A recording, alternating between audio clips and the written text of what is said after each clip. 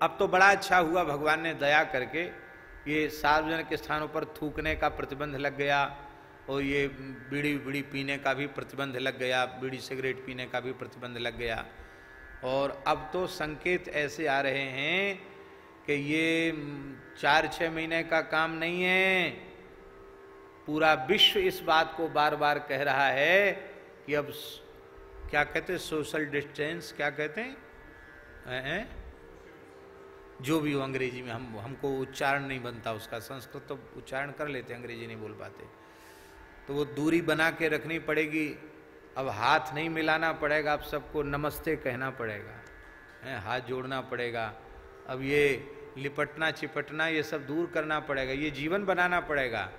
और अब ये भी आ गया है कि ये प्रदूषण से बचाने के लिए मास्क भी अब लोगों को लगाना ही पड़ेगा।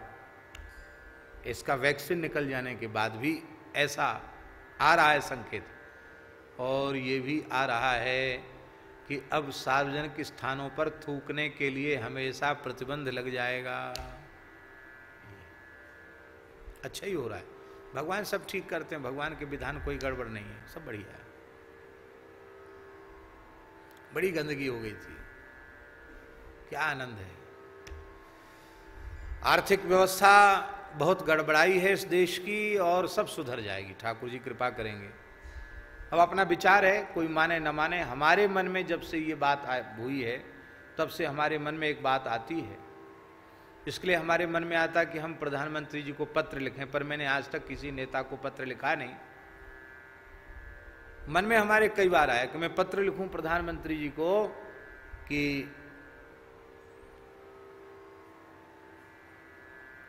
इस देश की अर्थव्यवस्था सुदृढ़ बनाने के लिए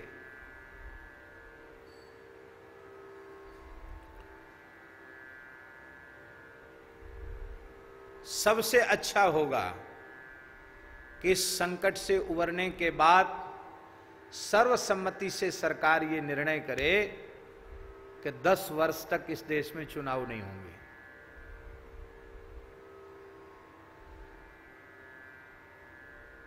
बाबा, अरबों खरबों रुपया चुनाव में बर्बाद होता है। आपको सुनकर आश्चर्य होगा, इस सच्चाई को कोई स्वीकार करे न करे, सरपंची के चुनाव में करोड़ करोड़ रुपए खर्च हो जाते हैं। आप सोचो, सरपंच क्या होता था पहले किसी जमाने में, अब सरपंची के चुनाव में करोड़ करोड़ रुपए खर्च करने वाले लोग हैं, वो कहां तक जनता की सेवा करेंगे।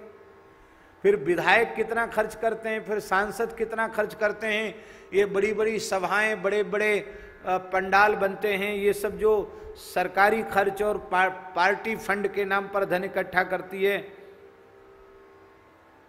आप तो जीवन बीत गया सरकारी महकमे में काम करते करते, आपको ज्यादा अनुभव है। कितना शासन तंत्र, कितने लोग और कितना धन और कितना समय नष्ट होता है इसमें। और इस समय देश भयंकर आर्थिक संकट में, पहले से आर्थिक संकट में था, अब ये होने के बाद फिर देखना क्या हालत होती है। अभी भी ब्रजवासी ब्राह्मण बेचारे कई अत्यंत दुखी होकर के महाराज खाने की स्थिति हो गई है, क्या खाएं, ऐसी स्थिति हो गई है।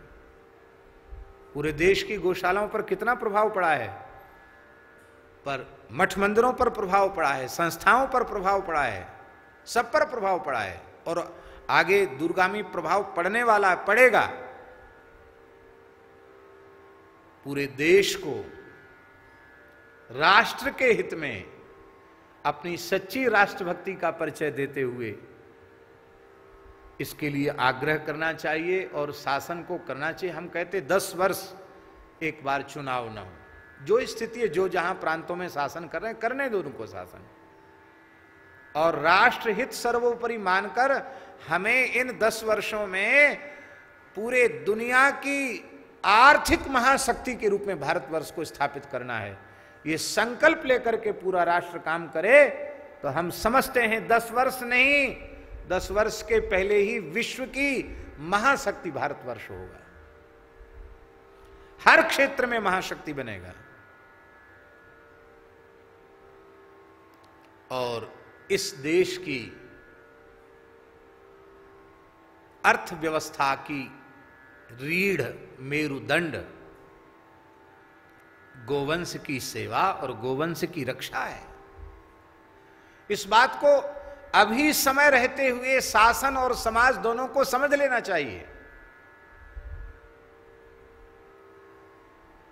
बाद में अब पछताए होत का जब चिड़िया चुग गई खेत। और इन 10 वर्षों में एक प्रयोग करके देखें, इस देश की कृषि व्यवस्था गो आधारित हो जाए, चिकित्सा व्यवस्था गो आधारित हो जाए। देखो,